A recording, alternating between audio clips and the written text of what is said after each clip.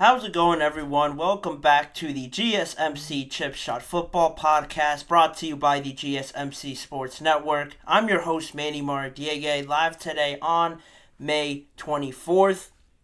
To wrap up the week, I got another round of stories to get to around the NFL, some on OTAs and just some around the National Football League as well. So we'll start off with the AFC South quarterback rankings to get us started. Then we're going to move on to the NFL potentially looking at going to an 18-game regular season. Roger Goodell cleared up some of his comments on that, so I'll get into those. And plus, on the other side as well, we're going to talk about CeeDee Lamb and another update around his contract negotiations, maybe a reason why he hasn't signed or extended those negotiation talks with the Dallas Cowboys. All of that coming up on today's episode. Make sure to like, follow, and subscribe to the GSMC Chip Shot Football Podcast. And before I do start, a reminder, if you guys have any questions or comments, use the tip and donations link you see on your screen, gsmcpodcast.net. By using that, your question will pop up on my screen. I can read it on air and just get your guys' perspective on anything I say or on any of the topics. It's a massive help for the show. So again, if you would, please use the tip and donations link with any of your questions or comments. But in saying that, we can move on to the first topic, a continual series on here, the quarterback rankings across the divisions in the NFL. This time we're going to take a pit stop at the AFC South, and a pretty interesting one by the title of the live stream and the title of the videos afterwards. You'll see that this is a young division overall for all four starting quarterbacks, so it was pretty fun to project it, and it was pretty challenging, but from worst to first, we're going to start off going at that number 4 spot, starting off with Anthony Richardson. Pretty difficult to have him here, honestly, just because I think talent-wise, he has pretty much all of it. He had a couple games where he really impressed me, and I'm sure you impressed a lot of people. I want to say it was the games against the Jaguars and the Los Angeles Rams where he performed very well throwing the ball, running it, and he kept the Colts in both of those games and just really showed a little glimpse of what kind of quarterback he can be. Has a tremendous build. He's huge. He can run the ball very well. He did it well at Florida State or at Florida, I should say, and also now transitioning to the NFL. How was that going to translate to playing against grown men? And it didn't seem like he skipped a beat, but on the flip side of that, so much running and so much physicality in his game did wind up, causing him to miss a majority of the season. He only played a handful of games. I want to say it was maybe 6, no more than 8 or 7 overall for Anthony Richardson. So it was from that point of view that I have to have him here just because he missed the majority of his first season. So from that point of view, I can't really put him higher just because he has pretty much all of it. For performing so well with the talent around him as well. And you could see that in those games, he really kept them in it through his playmaking, through his throws, his running ability, and stuff like that. But again, because he missed most of his first year, I put him in at the number 4 spot. But it just raises the expectations a little bit this year because you got so much of a little glimpse in that first year with a handful of games. Going forward, it's certainly going to be exciting. They got another piece in A.D. Mitchell through the draft, which I think is going to help this offense tremendously. A bit more excitement with Anthony Richardson coming back. So a lot of expectations in his second season, but for now, he'll be number 4 on my list, which means at number 3, I have Will Levis, another first-year quarterback trying to figure out his way through the NFL in his first year. He, unlike Anthony Richardson, had some of those trials and tribulations that you find yourself in the first year trying to maneuvering through being named the starting quarterback after a handful of games, performing very well in his first game against the Atlanta Falcons, and then there were some ups and downs, and now heading into this season, another new system being implemented under Brian Callahan as the new head coach, so that is on the downside that he has to learn a whole other system now in his second year, but I think it'll be a lot better than what he would be running with Vrabel this past season. Not that it was bad, but I just think having a more open offense, a spread look on offense with the receivers that he now has in DeAndre Hopkins, Calvin Ridley, and Tyler Boyd as well, I think that will fit his play style a little bit more. He'll have more options to throw to. A decent running game, with Tony Pollard and the other options they have at running back should open it up a little bit more. I'm sure they'd want to get a little bit stronger there, but the way that Brian Callahan plays, sort of coming over from the Cincinnati Bengals and trying to translate that over to the Tennessee Titans, I think there is something to be excited about. This offense now has more talent around it, more excitement. It really just comes down to Will Levis, and he showed, again, some glimpses in the first year where you look at him. I want to say it was the game a game that I was watching against the Steelers where he played very well. I didn't know too much about him, but in that game, he certainly impressed me. Then afterwards, he went on the road against the Miami Dolphins and beat them when it was close to playoff time and really hurt their chances. So there were some moments where you look at him and think, wow, like this guy really knows what he's doing for a first-year quarterback. He had his ups and downs, but he did have those moments that people will look to and try to build off of those games and build off of the good things he did in those games. So I think if they could get Will Levis right, this Tennessee Titans team could surprise a lot of people.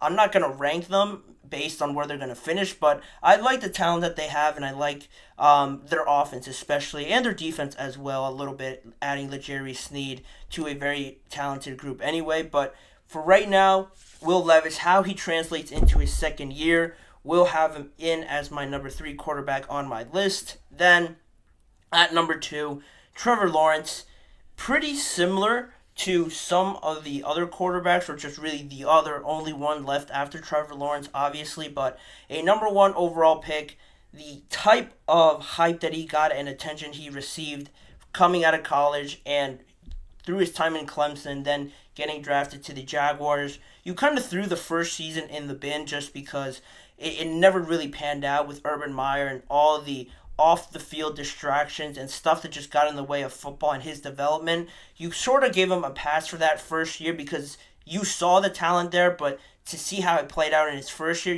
it just threw everybody off. And then in his second year in 2022, you saw that sort of projection that he could be in the NFL. He had a pretty solid year in 2022. He won the division. He made it to the wild card round, came back in that game against the Chargers, and then moved on, and they ended up losing. But in 2022, it certainly was his first game, or 2022 was his first year where you sort of saw, all right, this is the sort of Trevor Lawrence we thought.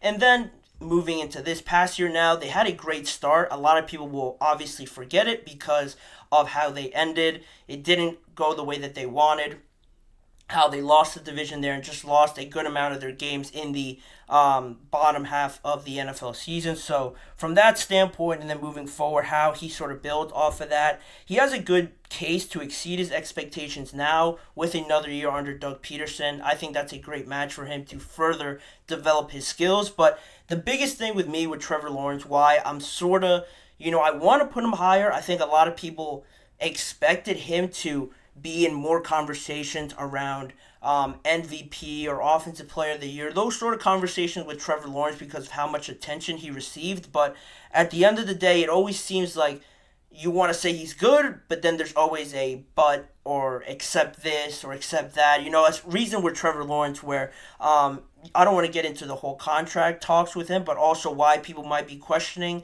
such a massive deal for him if he gets that extension of around $50 million. Does he deserve that much based on what you've seen? That's a whole other debate, but it all wraps up in this conversation of Trevor Lawrence, how much better can he go, and how much better can we see him take this Jacksonville Jaguars team that has some talent, but also they're going to heavily rely on Trevor Lawrence, I believe, if they're going to have any chance of winning that division and going further in the playoffs. It's up to him to take that further step, and if he does that, he has all the tools and arm talent to do it. You just have to finally see it out there because there is a lot of good quarterback competition in the NFL. So he slides in at number 2 for me, meaning that the obvious number 1, I guess it is a little bit of a surprise just because, having a rookie, that's 3 rookies in this division. But CJ Stroud was far and away the best one, had one of the best seasons for a rookie quarterback. His passer rating of 100.8 was the third best by a rookie in NFL history. Led all rookies in all major passing categories as well. And not just a credit to him for how great he looked and how awesome he made Tank Dell look, Nico Collins. He really he didn't put them on the map, but he really accentuated their talent and really made a lot of opposing defenses now start to game plan around them, start to look at them in a different light, because now they have a quarterback to be able to throw it to really show off all of their abilities. And same goes the other way around for CJ Stroud. If he doesn't have those receivers, would we see a great season like he had? He finished 8th in passing yards, over 4,000, 23 touchdowns, and 5 interceptions for a rookie. That ratio is very good. And also, a bigger credit to the organization for really changing this organization from where it was 3 years ago to where it is now looked at as one of the major contenders in the AFC. A lot of credit goes to the organization, but it's not as easy as a lot of people make it sound to find that quarterback. I'm really high on CJ Stroud, just his mentality, and he has all the physical traits and all the arm ability that you'd want. To have that mentality and have all these guys believe in you, be that leader at such a young age, I think deserves a lot more credit than maybe a lot of people don't really put on it or give CJ Stroud credit for. And we found out how good he was, but also, how good the rest of this team was as well. And they exceeded expectations in all reality last year, but now how he makes that transition now from being the hunter to being the hunted in that division, not only in that division, but in the entire conference. Everyone is already putting them in contention for the AFC Championship game, at least the AFC Divisional round, as one of the higher seeds. So how does their mentality change, and how does he lead them now into a different sort of mindset with everyone trying to give them their best shot? That'll be certainly something that I'm looking out for. I think he's capable of doing it. Again, credit to the Texans and CJ for his development and building this roster. They have the talent around him to do it, but as well, he has all the makings of a great young quarterback to certainly compete among the Mahomes, the Allens, the Lamar Jacksons, the Joe Burrows. The AFC is going to be super interesting to watch and super fun to watch this season. If everyone stays healthy, we should be in store for some awesome games in 2024. But that'll do it for my list. Let me know what you guys think of it. The order was right. A lot of young quarterbacks in that division. I know Trevor Lawrence is the oldest one at around 25, 26 years old. So let me know what you guys think of my rankings. Do you like it? Do you like the reasons? Let it be known in the live chat box or in the comments section afterwards. But we'll move on to a quick break right now. And on the other side, we'll talk about the NFL potentially moving to an 18-game regular season, and also more contract updates on CeeDee Lamb, why he hasn't signed that negotiation or that new deal. That will be in store in just a few seconds. And also looking at Caleb Williams and how he's been doing in the Chicago Bears OTAs practices this week. Some good and some bad certainly coming from that. I'll give you more details when we return in just a few moments here. I feel like I'm losing my mind. Is everybody in the world blind? Please, Lord, give me a sign, a sign. I feel like I'm losing my mind. Is everybody in the world blind? Please, Lord, give me a sign, a sign. I wanna be the greatest. Everybody on the fake shit. I look around and feel like everybody is the fakest. I make this every day and I'm impatient, hoping one day I blow up from the basement. Statement, the top is so vacant. I don't hear shit that I think is amazing. Waiting for my day when I'm playing sold out shows for 1,000 faces. Hey, give me that crown, get in my way and to be put down. It ain't your place, all this my town. If I want that shit, then I'll get it right now. I'm losing it, the news it fits. I'm losing shit, a stupid myth. You choose to live or choose to dip. You choose to fight or lose your grip and lose a gift. Oh, I feel like I'm losing my mind. Is everybody in the world blind? Please, Lord, give me a sign, a sign. I feel like I'm losing my mind. Is everybody in the world blind?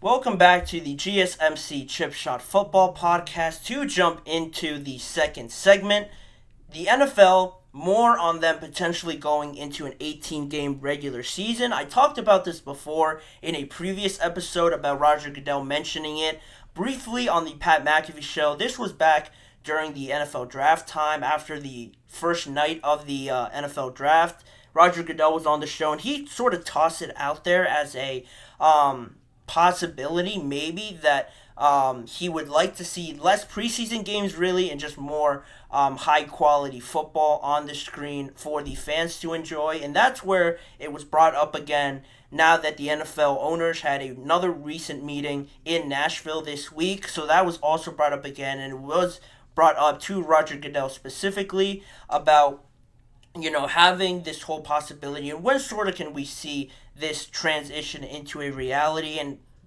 Roger Goodell was asked some questions about it, and he sort of clarified what he meant by those regards back about a month ago now. He said, I wasn't floating something that we're actively thinking about now. It is something that we think about in the long-range context. And he also said that he was exploring ways to a later Super Bowl really was another major point as to why he brought up those remarks in the first place, really wanting it to fall during President's Day weekend. But the main thing that he really emphasized was that this isn't about to happen. This won't be a decision that comes next offseason potentially, but it is in the thinkings, in some conversations with some owners and just around the NFL. The NFL has gone 3 seasons already with the 17-game, regulation through the 17-game structure of their season, but there are some rumblings over, extending it now more and more, trying to grow it even further to bring more high-quality games onto the television for a lot of NFL fans. And he mentioned it, Roger Goodell, that he's not really a fan of the preseason, like I said. He thinks that even 3 preseason games is a bit too much, and said that an 18-game regular season ratio to only 2 preseason games is not unreasonable at this point of how the NFL is growing. And that's sort of where I want to bring up this, question about, how long realistically do we have until we see the NFL go to 18 games, because of a few factors that I've sort of gathered here today to bring to the table. But first off, the concerns with going to an 18-game regular season are obviously the health and safety ones, being the ones that need the most attention. A lot of conversation is about adding another bye week also to an 18-game regular season, but that also would push the entire season with the playoffs included in the Super Bowl back to President's Day weekend. So that all sort of would work itself out there if that were to be the case. And they would also need to collectively bargain the schedule change with the Players Union, which I'm sure, like you all know, isn't something that is a one conversation sort of situation. This would be something that they would probably start maybe towards the end of this year at the earliest, I would think, and then conclude in maybe a year or two afterwards, probably a year realistically. But again, going through it with the player union, how they feel about it, collectively bargaining that whole situation is something that, again, would take a lot of time. And with also the topic of growing the international games specifically to pile on more of the travel, the tiredness, the time changing, and just the jet lag some players receive from these long journeys. The NFL is going down to Brazil today, not today, this year on a Friday. So that's something good that they're going to not play on Sunday, and they're going to have an extra time to play in week 2. So that's also great. But, that starts to pile up on you, not to mention all the travel. But if you add another game onto it and how the bye weeks play out, trying to monitor how all these players perform in these games, not to make sure that the level doesn't drop because you suffer more injuries now. More players are just tired and are lackadaisical out there. So that's something else that you don't just want to extend the NFL schedule just to extend it. You want to make sure every game is of a high quality, and it is a little bit tricky there monitoring it because of the tiredness, and maybe some players, some games don't live up to the standard, which is something that could become a problem if it starts to repeat itself over the weeks of an 18-game regular season. And that's really my last point, the quality of games keeping up for 18 games of an NFL regular season. It is interesting now how also on that topic and on that point, it almost seems, planning it into my sort of theoretical plot that I have built up in some of these topics that I talk about. When they take away the hip drop tackle, when they change the kickoff rule as well, taking out some of the physicality and taking out some of the plays where players can get injured more, really making it an emphasis to try and keep all the players on the field to provide the highest quality for these NFL games. It is interesting now that you see those things be modified, and then you start bringing up the idea of an 18-game regular season. It always just plays almost perfectly into a sort of plan, as if the NFL, they probably have been thinking about it, honestly, for quite some time now to extend it, but you take away the hip drop tackle, you make the kickoffs a lot safer. Now you want to add an 18-game regular season. Now that seems possible because the game itself is a lot healthier, or a lot safer, I should say, and you don't have players running into each other at over 20 miles an hour on kickoffs, have these high speed collisions out there on the field. You don't have players rolling over other star players and getting injured that way. You take some of those things out of the game, now you could really start thinking of an 18-game regular season as being more likely, more safe for these players if some of these dangerous parts of the game that most fans know and love are taken out of it. That's where the pushback comes, with some fans not being a fan of taking away the hip drop tackle or making changes to the kickoff rule. But again, the NFL is sort of just pushing that agenda to extend the season, I believe. And on that note, Roger Goodell also continued his remarks on this whole topic about extending it, saying that making sure that we're doing everything possible to bring our fans what they want. They want, obviously, more football, but I'm not sure they want more preseason football, which, again, goes back to him not being a fan of the preseason at all. And some players also, chimed in on this conversation. The 49ers starting quarterback, Brock Purdy, was asked about it at OTAs. He said he's not 100% sure how he would feel about it at this moment.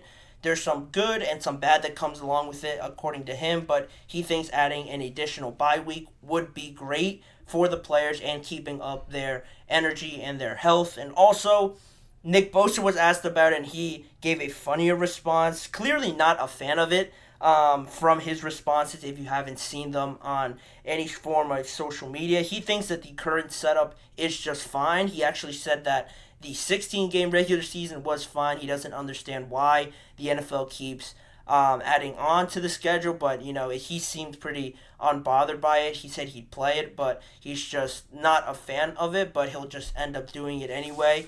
So that was pretty interesting that you have one answer from Brock Purdy, and Nick Bosa, on the other hand, definitely not a fan of these changes. And I guess it is to be expected. You have a quarterback who really can't be hit anymore, and you have Nick Bosa out there trying to maneuver through all these new rules, trying not to hit the quarterback too hard, and just getting hit basically on every play. You can sort of see why the responses are what they are, but that is from the player side of it. And now also on the owner side of it, New York Giants owner John Mara also commented on it at the owners meeting this past week, and he said, "I can't say I'm necessarily crazy about extending the season. I worry more about player fatigue and wear and tear on the players moving forward." And the most interesting part of his remarks were that he said that he feels that most of the owners already are in favor of expanding the season to 18 games. So eventually, he sort of just feels that it's going to happen. He's not a big fan of it for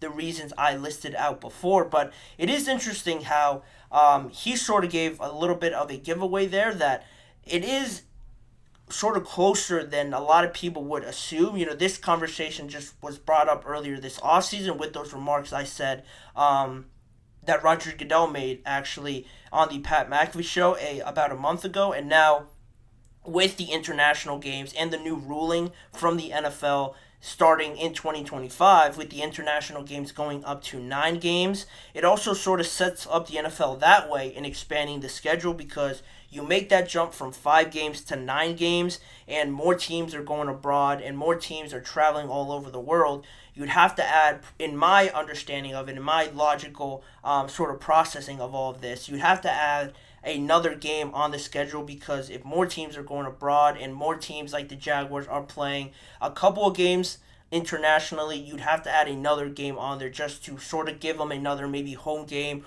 or just another game on American soil, which is something to look out for as well. You don't want you would essentially have half of the season be international with this new ruling and half of the games for some teams be just in the United States with the 9 international games, and then you have the other weeks that are just all on the American soil as well. So that's something interesting to monitor as that goes on, how the international games sort of play into all of this. And also, probably at the latest, Roger Goodell also touched on it, that 2026 would probably be the most likely sort of year where I would assume these conversations become a bit more concrete. I'd have to imagine with how fast the sport is growing, with how much more eyes are on the NFL nowadays, with new streaming platforms, growing the game to Spain. There's going to be a game in Madrid next year, possibly Australia, like we talked about before. Growing it this much, I think it's only a matter of time before you put out more content to satisfy all these new fans, new eyes on the game, which is good. From a fan perspective, you always want to see more football, but again, the players are really the biggest hurdle with all of this. It's not great also to sort of tail off a little bit with how the running back market is nowadays. Adding another game to it, adding more wear and tear to these guys, I think in my mind it'll only lessen the running back market because you have more of these guys maybe suffering injuries, unfortunately, and how does that make it more undervalued as the years goes on? I think that's one group that would certainly be against the 18-game regular season because of their current circumstance, but right now it's all under an uncertainty umbrella. Will this happen? How will it all transition? But it is something that I think will eventually happen sooner rather than later, and it shortens the offseason as well. Obviously, the players won't be happy about it. But at the end of the day, it just seems like the NFL is trying to jump ahead of these trends, not trying to stay behind and lose some potential new avenues they could explore. They're going to keep growing the game, and I think probably in 2026 at the latest, we'll see the NFL go to 18 games. It'll be interesting to see how that plays out, where the quality of the game will be by then, but for right now, we're going to move on to the next topic, and on the other side of the break, we'll talk about CeeDee Lamb and his contract updates after the first week of OTAs have concluded, plus Caleb Williams, the number 1 overall pick, struggling in OTAs, why I don't think that's such a bad thing after the first week of OTAs, and also why the NFL might be planning a Super Bowl in Nashville, Tennessee in 2028. More details on all those stories just in a few seconds. You're listening to the GSMC Chip Shot Football Podcast. Looking for your daily fix of sports talk without having to pay for it? GSMC Sports Network is available on YouTube. Just search GSMC Sports Network. Get your fix of daily sports talk shows on YouTube, absolutely free. NFL, college football, NBA, MLB, MMA, UFC, fantasy football, and so much more. GSMC Sports Network has shows running all day long, with new sports shows starting every 2 hours. Just like on your favorite cable sports channel, except GSMC Sports Network is absolutely free. Just search GSMC Sports Network on YouTube to catch one of your new favorite shows, like the GSMC College Football Podcast, Chip Shot Football Podcast, Hoops and Heels Women's Sports Podcast, GSMC Basketball Podcast, and so many more. Check it out for yourself. GSMC Sports Network, now available on YouTube absolutely free. Search GSMC Sports Network on YouTube right now.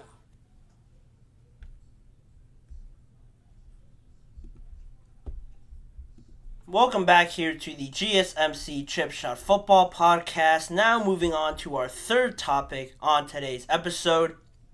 the situation around CeeDee Lamb and his contract negotiations, and just updating you guys on top of that. It has been a week now since CeeDee Lamb made it into the OTA portion of the offseason. He has gone this whole week. Was he going to be there? Was he not going to be there? It was interesting at the end of the day to see that he wasn't there. It is a period where some players, it is accepted for some to not make an appearance. Just off the top of my head, you have Christian McCaffrey not there, Matthew Judon not there. So it isn't something basically that's groundbreaking for some instances. It really just depends on the situation, but this has been an ongoing thing for some time now, and because of CeeDee Lamb and how important this negotiation not only solely is for the Cowboys, but also thinking of it big picture, you add on that how Dak Prescott is going and also Micah Parsons not too far into the future. It is something to certainly keep an eye on, because so far it seems, according to NFL media, that the Cowboys are willing to let the market determine CeeDee Lamb's value, and that is playing a pretty risky game. In my opinion, if the Cowboys are willing to sit back. I guess they are already sitting back and sort of buying their time a little bit with CeeDee Lamb, but on top of that, NFL media sources continued, and they reported that CeeDee Lamb is likely to wait and see what happens with Justin Jefferson and T. Higgins and their contract negotiations before he really locks in on trying to negotiate anything with the Dallas Cowboys. That was reported from NFL media and the NFL Network. So I thought that was really a pretty pivotal moment in these negotiations, just because it sort of shows a little bit now that I think it validates more CeeDee Lamb's holdout, if you guys are following me, just by saying that he's willing to wait and not be too pressed about going back to these practices, these mandatory mini camps that's supposed to start in June, these OTA period of the offseason. It shows that he's almost really going fully in on holding out and really just getting the best contract for himself and the value that he holds in his mind based on the season that he had. On those two receivers that he mentioned, Justin Jefferson and T. Higgins. T. Higgins hasn't signed his free agent tender yet, so he's still holding out and he hopes to get extended, but it seems like ultimately he'll end up playing on that franchise tag at the end of the day. But by not signing it, he's actually not allowed to be back in these team activities. So the longer he holds out, the longer the absence will grow with him at OTAs. And on top of that, now you look at Justin Jefferson and his situation with the Minnesota Vikings, similar to last year where it seemed like it was going great and there was some good talks between the organization and Justin Jefferson. And it is the same story this year. They have been making progress, according to Minnesota's general manager, Kwesi Adolfo-Mensa. He said with the draft coming up, obviously this was a month ago now, he said with the draft coming up back then that they were going to take some time and take a break from the contract negotiations before they decided to pick it up after the NFL draft to fully focus on those talks and how much money they're obviously going to give Justin Jefferson. I saw another post today, or it was yesterday, I think, by Adam Schefter, that these negotiations are indeed going pretty well, and that Justin Jefferson and the Vikings may be pushing to make Justin Jefferson the highest paid non-quarterback ever in NFL history. Right now, I want to say that's Nick Bosa, earning around $34 million per year. And to think that Justin Jefferson is going to get something like that, potentially even more, where does that put the Dallas Cowboys if this report does end up being accurate about CeeDee Lamb waiting to see what Justin Jefferson gets before he starts talking seriously with the Dallas Cowboys? Right now, Justin Jefferson is certainly able to make more than the $32 million that A.J. Brown makes. But talking now about $34 million, maybe even more, to be fully the highest paid non-quarterback in NFL history. Would there ever be a scenario where he'd get 35? I don't think that's crazy at this moment to say. With the numbers that are being thrown around the NFL, obviously mostly with quarterbacks, but I think why this is taking so long with Justin Jefferson is because we could see something very monumental to happen here in this offseason potentially for the Vikings. And again, where does that leave now the Cowboys and CeeDee Lamb? Because before I was of the mindset that, Dak was at a situation where, the Cowboys have to focus in on that and try and re-sign him because he is and has been their quarterback for the recent years and has brought him to the playoffs and he's coming off one of his best years. But on top of that, just being the quarterback, that should be priority. But again, I was of the mindset that CeeDee Lamb, if you're talking about talent and going forward and who would be projected to maybe give you more in those years, I would have probably had CeeDee Lamb as my top priority to re-sign before I'd get to Dak Prescott, because obviously there's more money to be given to quarterbacks, so that was also another reason for my thinking. But now the question becomes, do you put Dak Prescott now as the priority over CeeDee Lamb? Because if it is true that he is waiting to see what Justin Jefferson gets and the Cowboys sort of can't jump ahead of these other contract negotiations to work out a deal that suits them better rather than what suits CeeDee Lamb better, does that now make Dak Prescott the number one priority for them to get done, figure out the quarterback? And if at the end of the day you don't want to give CeeDee Lamb that amount of money, it's okay because you at least have the quarterback there to then bring in some more wide receivers and have him still in your building rather than maybe losing both of them. I think that is something that has become a reality now for the Cowboys. If CeeDee Lamb is really pushing for this much money, it puts them in a bind, obviously, now, because on top of them not signing any free agents, it just worsens their salary cap. It puts them more in a bind if they're giving a lot more money to CeeDee Lamb now and also trying to fit Dak's contract into it now. It's becoming more and more evident now that, like we said before in the past, that it seems like the Cowboys are just going to have to decide between some of them. And on top of that, Micah Parsons isn't too far behind.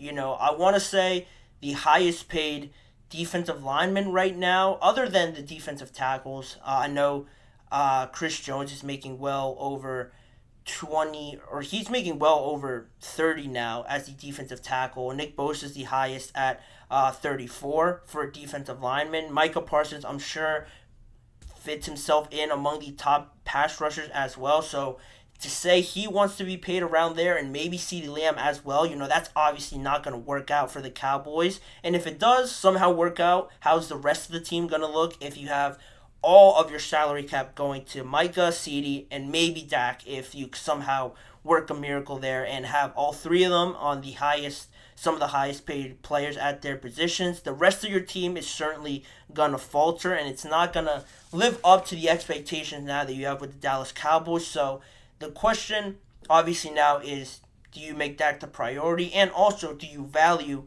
having the best player at one position or having good players, solid players all over your roster? I would settle for the latter in that situation. I think, it's going to hurt to lose either Dak, CeeDee. I don't think they're going to get rid of Micah. It's really going to come down to CeeDee or Dak Prescott. It's going to hurt, certainly. And the way the NFL goes now, without a quarterback, it doesn't seem that you could really be taken seriously, especially in the NFC, where if you have a good team, you only really have to compete with the Lions and the 49ers as the legit threats, and I'll throw the Philadelphia Eagles in there as well. Those three teams, and then if you have another great quarterback like Jordan Love is sort of starting to ascend into that, you can really push some of these teams for contending for NFC championship games over and over again. And that's another reason why maybe the cards are sort of stacking against CeeDee Lamb, where he might have to, just by default, by how the NFL set up, you need a quarterback, maybe be moving on after this year if he doesn't get the contract that he needs, and it just becomes a very bad situation also in the future and in the present for the Cowboys, because this season they're already low at some depth at some of their positions on offense, the running back, offensive line, and say you have a pretty bad relationship with your wide receiver. He's holding out. He's not playing 100% because he has his contract on his mind. The same thing goes for Dak Prescott. They know they're not going to be on the team anyway next year, so how does that factor into their performance on the field? Say they have a bad year this year, then they lose one of these two guys in the next year or so, then where do you go from there? Very delicate situation right now for the Dallas Cowboys with this recent development on CeeDee Lamb. I don't think it's out of line for CeeDee to do this. Obviously, he's looking out for himself, wants more security in the future with the money that he has certainly earned after this year, being among the top wide receivers in terms of the numbers that he put out there, and really crediting some of Dak Prescott's performance to him as well. It goes hand in hand. Dak played well because CeeDee played well, and CeeDee played well because Dak also had a phenomenal year. It's going to stink when the Cowboys potentially lose one of these two players, but it is sort of the bed now that they have to lay in, that they've sort of set for themselves with not extending them earlier and sort of having them pile up now towards the same period where you have to make a decision now, where that couldn't have been the case before if you were pre-active and extended them before. But this could become a bit uglier for the Dallas Cowboys, uglier than it has been the last few years. So we'll see where this team ends up. They're going to be in the playoff race, I think, just because of that division.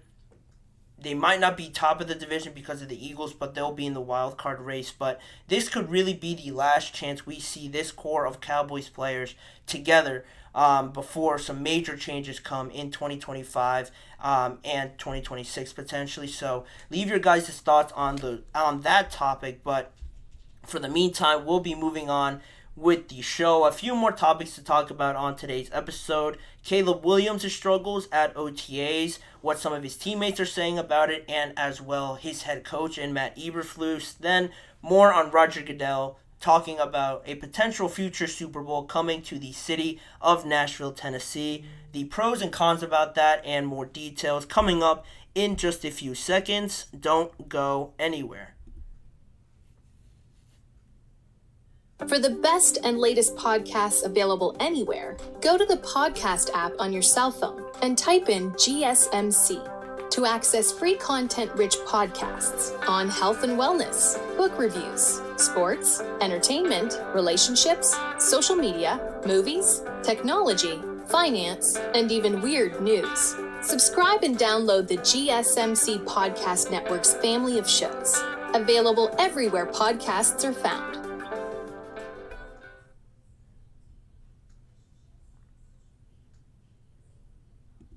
Moving right along with the show, before I jump into the next segment on Caleb Williams and how he's performing at OTAs, I want to remind you guys, if you have any questions or comments, use the GSMCpodcast.net link you see on your screen. This makes sure that I can see your comment pop up in my chat box and read it out loud and just get your guys' perspective or point of view on anything I say or on any of the topics. It's a major help for this show. So again, if you could, please use the tip and donations link, gsmcpodcast.net, as well with any of your questions or comments. And also, I forgot to mention it on the last segment, Dave's channel actually provided a comment as well saying, CJ Stroud, top dog in a young quarterback, of the young quarterbacks in the South. So I agree.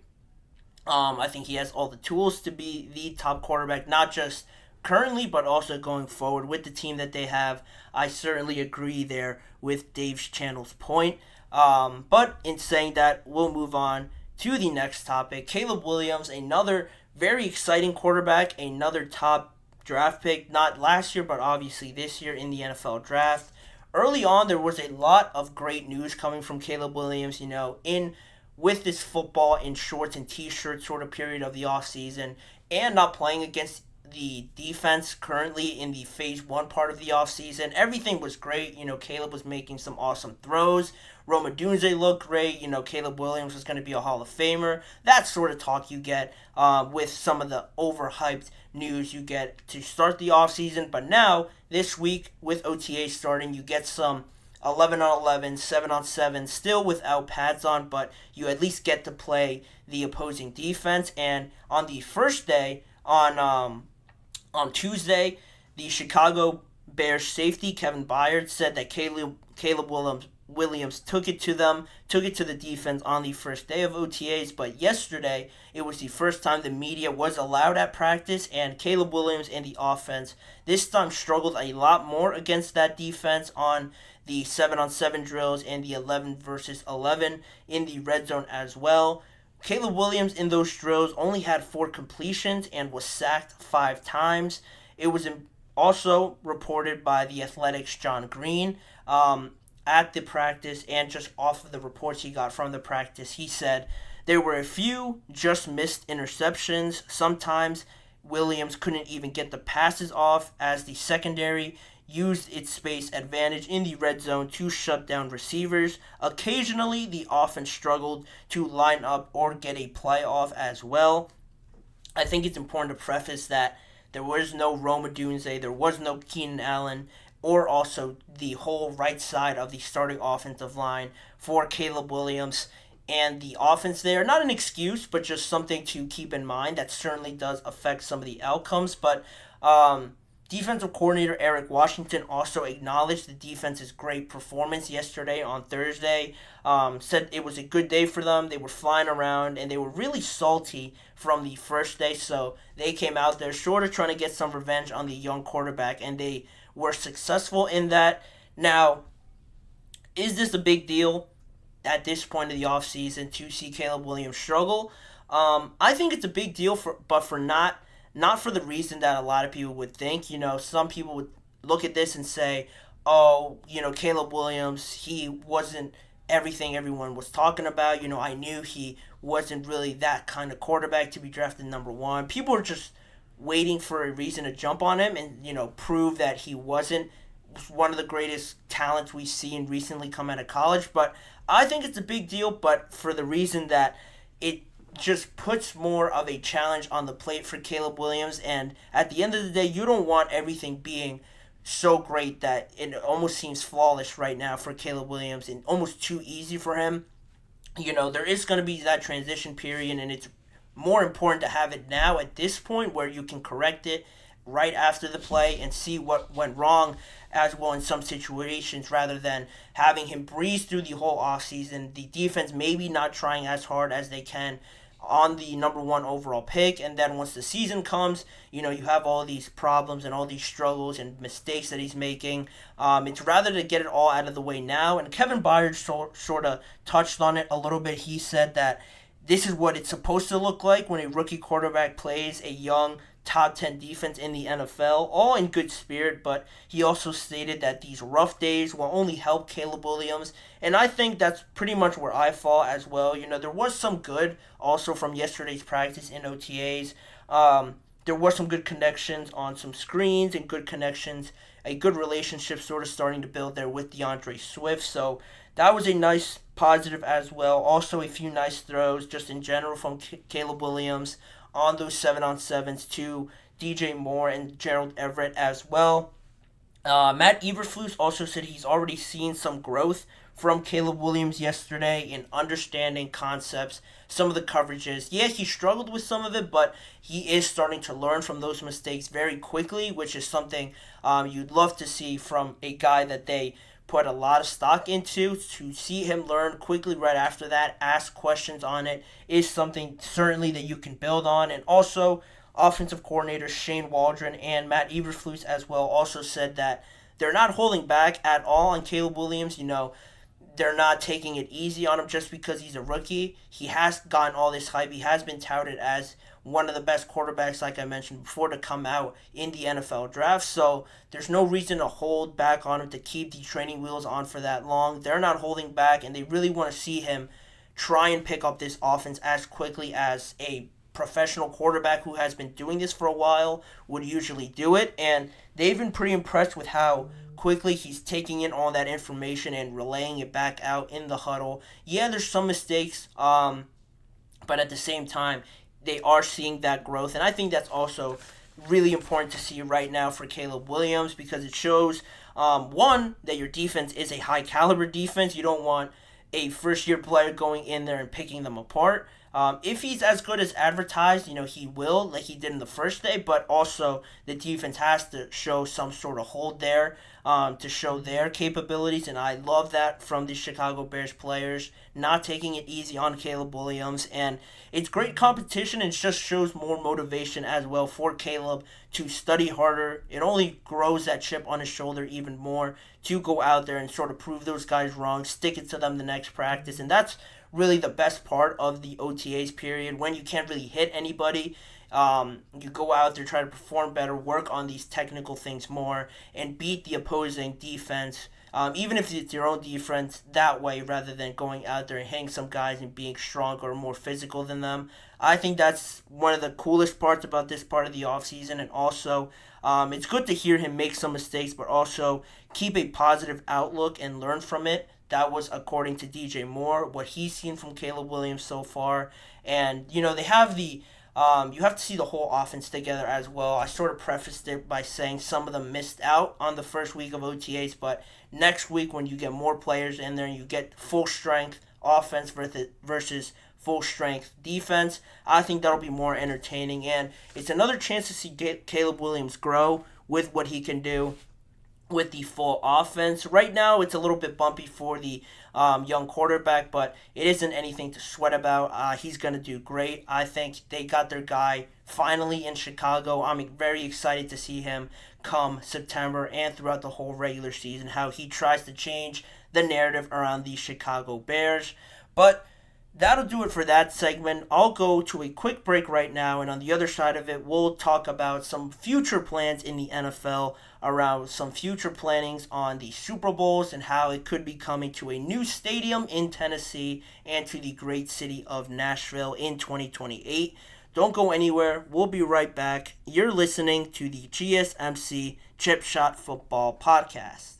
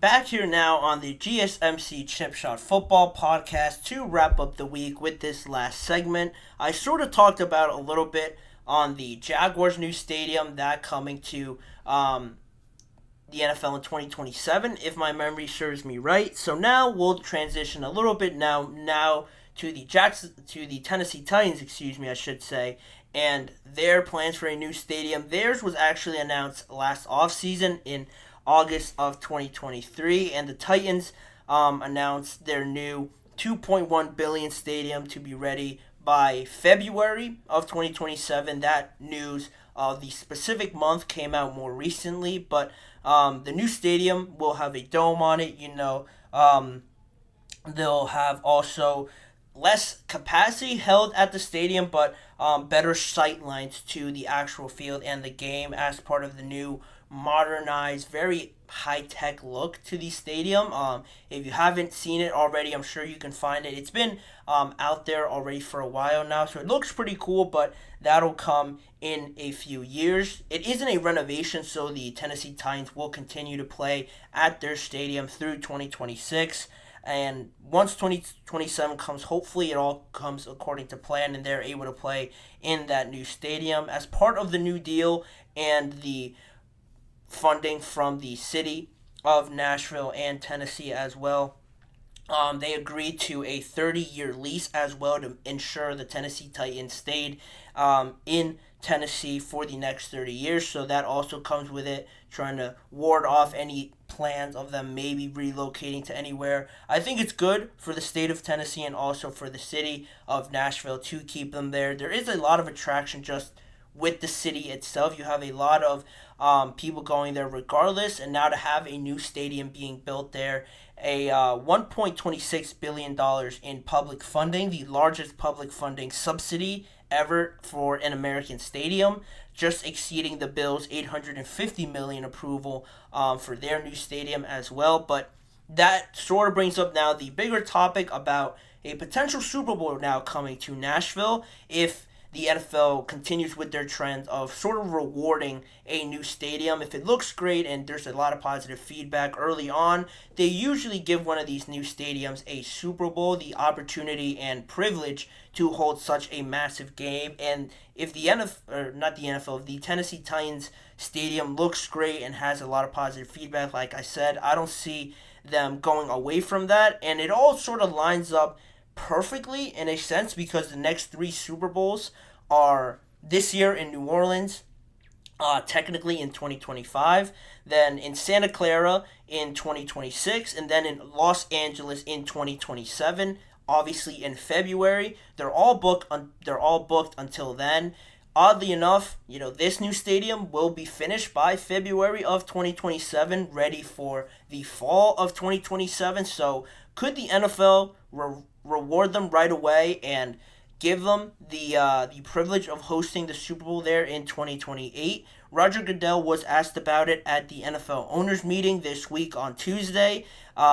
He was asked about just the idea, the possibility of bringing the Super Bowl to Nashville, and he said, "I think the stadium is going to be amazing. We know the passion of the fans here. We experienced the draft here.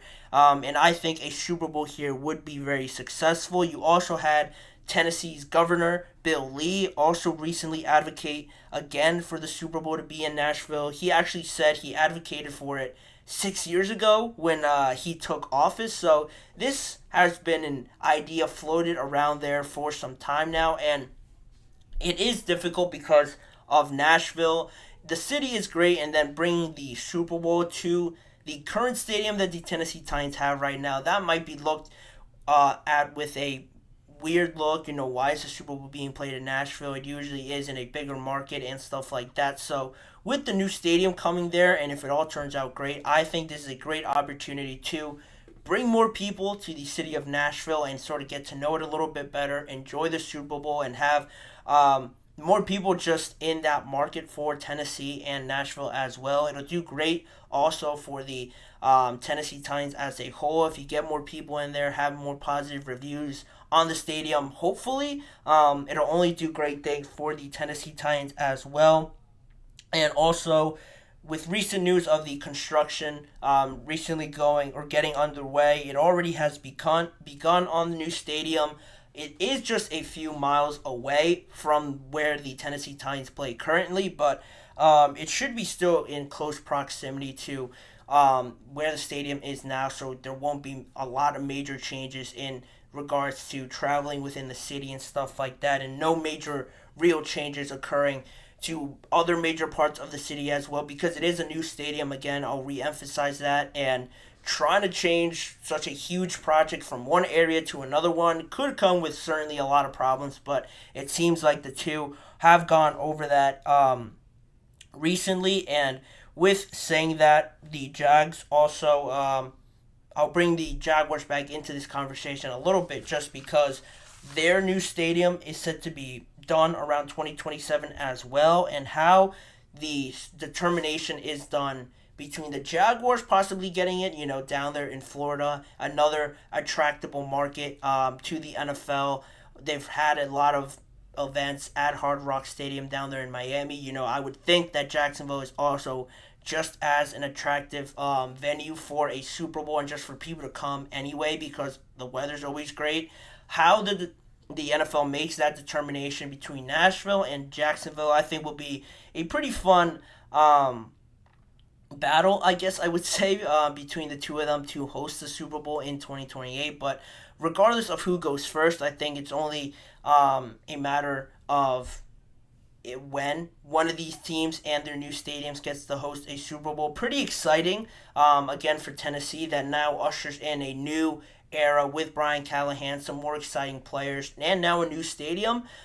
If Will Levis, again, like we talked about before, pans out to be this great quarterback, also another attraction to come to Nashville and in Tennessee, I think it'll be a great situation right now brewing for the Tennessee Titans if, again, I emphasize if it all goes according to plan for them in a division that I started this whole episode talking about there being a ton of young talent, and with that young talent comes uncertainty at times. You want to preserve that and make sure that that develops into a great quarterback one day, but you don't really know. And hopefully with this and the Tennessee Titans, hopefully that goes according to plan for them and it all works out well in the end for them to have a lot of fans at this new stadium, have just everything working for them by 2027 and 2028. We're certainly going to have to wait a while for this to happen, but it gives Will Levis and this Tennessee Titans team to develop and grow into a pretty competitive team there in that division, where the Texans seem to be the favorite right now, but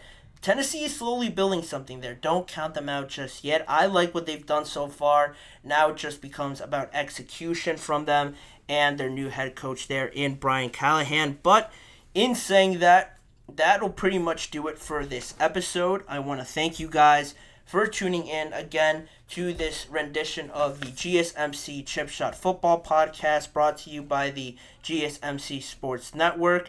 Please remember to like, follow, and subscribe to the show, and also follow us on Facebook, Instagram, Twitter, and TikTok for more of the network's content outside of sports as well. If you want to see more of me and this show, make sure to check out the GSMC Sports Network channel and the GSMC Podcast Network channel for every live recorded show that is on both channels, YouTube shorts that are posted on there as well every weekday, and also individual segment videos. If you don't have time to watch a whole episode, you can tune in to a specific segment and watch that at your leisure. As a reminder, tune in every weekday at 6:30 p.m. Eastern Time for more discussions, conversations around the NFL and just football in general with me, Manny Maradiegue, as your host. Thank you guys for joining me. Hope you guys all have a great Memorial Day weekend, and I'll see you guys back here on Memorial Day on Monday.